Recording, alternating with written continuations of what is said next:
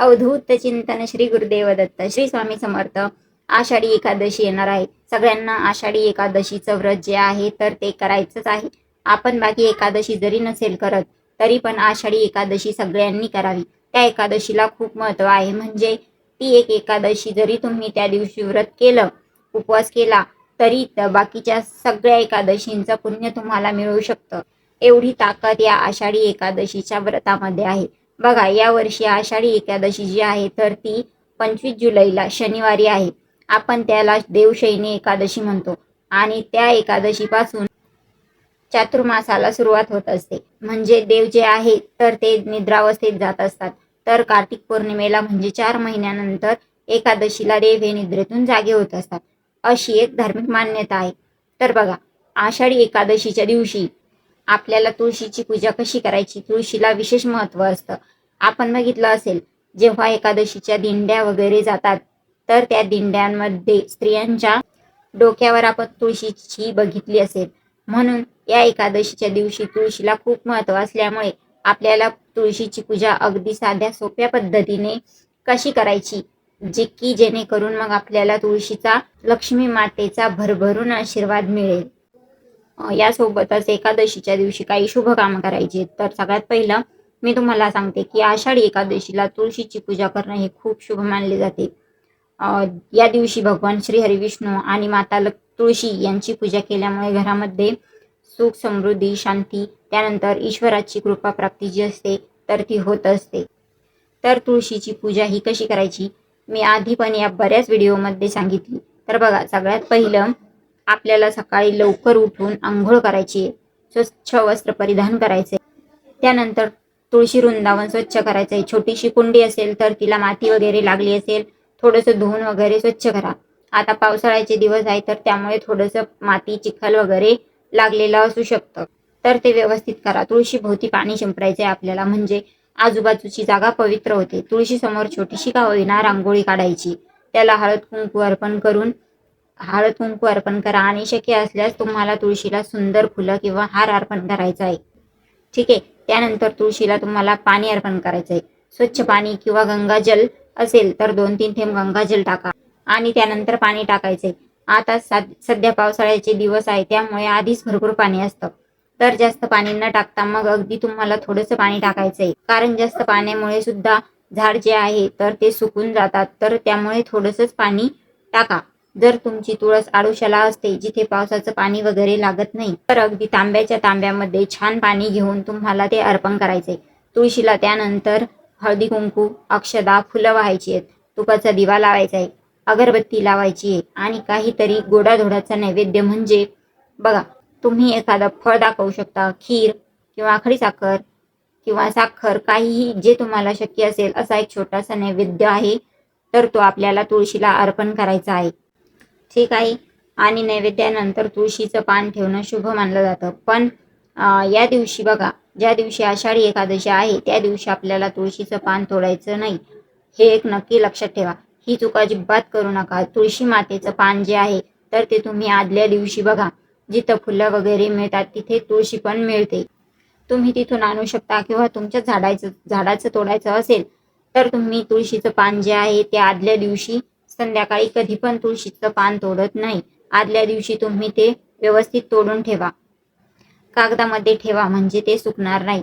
यानंतर तुळशीची पूजा झाल्यानंतर हळद कुंकू, अक्षदा, नैवेद्य वगैरे अर्पण केल्यानंतर तुळशी मातेला नमस्कार करायचा आहे आणि ओम नमो भगवते वासुदेवाय नमः, ओम नमो भगवते वासुदेवाय नमः हा मंत्र तुम्हाला 11 वेळेस, 21 वेळेस, 51 वेळेस, जमल्यास 108 वेळेस म्हणायचा आहे. किंवा ओम तुळसे नमः, ओम तुळसे नमः, ओम तुळसे नमः या मंत्राचा तुम्हाला जप करायचा आहे. आणि तुमचं तुळशी वृंदावन असेल तर त्याला तुम्हाला 1 प्रदक्षिणा, 11 प्रदक्षिणा, 21 प्रदक्षिणा घालायच्या आहेत. हा मंत्र जप करताना तुम्ही प्रदक्षिणा घातल्या तरी चालेल. अशा अगदी छान आणि सोप्या पद्धतीने आपल्याला तुळशीची पूजा करायची आहे. आषाढी एकादशीला तुळशीला खूप महत्त्व आहे. बघा, विठ्ठल रुक्मिणी यांच्या मूर्तीला सुद्धा आपण तुळशी अर्पण करत असतो. तर या दिवशी चुकून सुद्धा तुळशी तोडू नका. ठीक आहे. आणि नैवेद्यानंतर तुळशीचं पान ठेवणं शुभ मानलं जातं. पण या दिवशी बघा, ज्या दिवशी आषाढी एकादशी आहे त्या दिवशी आपल्याला तुळशीचं पान तोडायचं नाही. हे एक नक्की लक्षात ठेवा. ही चूक अजिबात करू नका. तुळशी मातेचं पान जे आहे तर ते तुम्ही आदल्या दिवशी बघा, जिथं फुलं वगैरे मिळतात तिथे तुळशी पण मिळते. तुम्ही तिथून आणू शकता किंवा तुमच्या झाडाचं तोडायचं असेल तर तुम्ही तुळशीचं पान जे आहे ते आदल्या दिवशी संध्याकाळी कधी पण तुळशीचं पान तोडत नाही. आदल्या दिवशी तुम्ही ते व्यवस्थित तोडून ठेवा. कागदामध्ये ठेवा म्हणजे ते सुकणार नाही. यानंतर तुळशीची पूजा झाल्यानंतर हळद, कुंकू, अक्षदा, नैवेद्य वगैरे अर्पण केल्यानंतर तुळशी मातेला नमस्कार करायचा आहे आणि ओम नमो भगवते वासुदेवाय नमः, ओम नमो भगवते वासुदेवाय नमः हा मंत्र तुम्हाला 11 वेळेस, 21 वेळेस, 51 वेळेस, जमल्यास 108 वेळेस म्हणायचा आहे.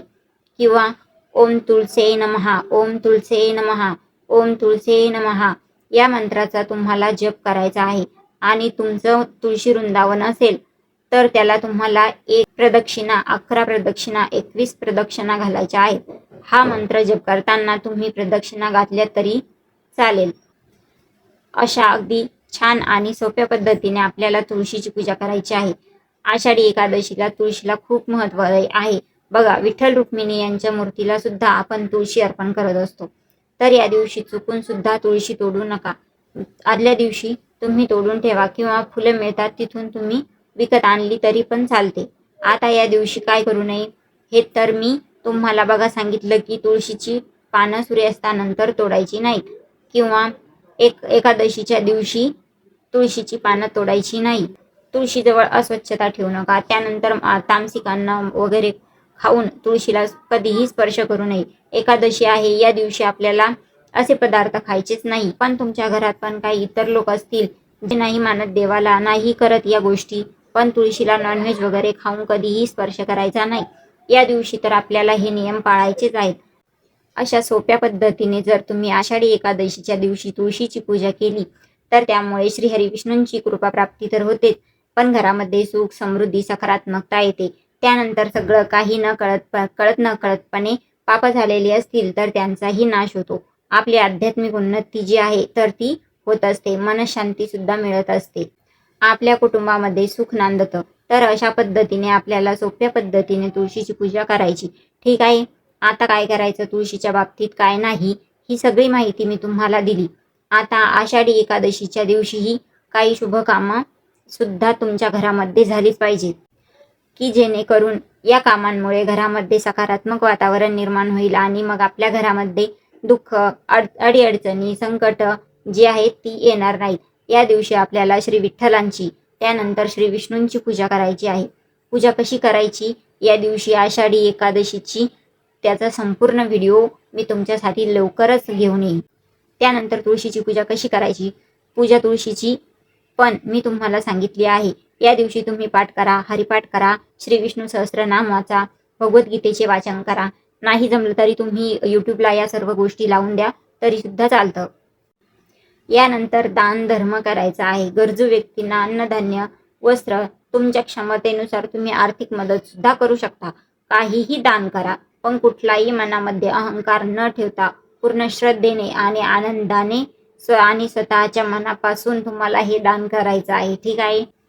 आता एकादशीचं व्रत खरंच खूप महत्त्वाचं असतं.